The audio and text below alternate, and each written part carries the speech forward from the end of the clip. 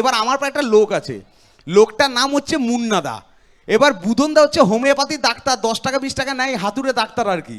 তো এই মুন্নাদা 10 বছর বিয়ে করেছে, একটা ছেলের আশায় 9খানা মেয়ে, মানে 9টা প্রদীপ জ্বালিয়ে ফেলেছেন, মোমবাতি জানোর কেউ নেই।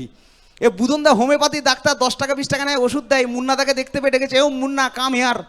বলে দাদা, বলে কি প্রবলেম? বলে দাদা 10 বছর বিয়ে করেছি, একটা ছেলের আশায় 9টা মেয়ে। বলে ঠিক আছে, তোর বউকে নিয়ে আমার চেম্বারে চলে আসবি, 2 ফোঁটা দিয়ে দেবো ওষুধ। বস্তা বস্তা ছেলে, গাড়ি গাড়ি ছেলে, নিয়ে যেতে পারবি না।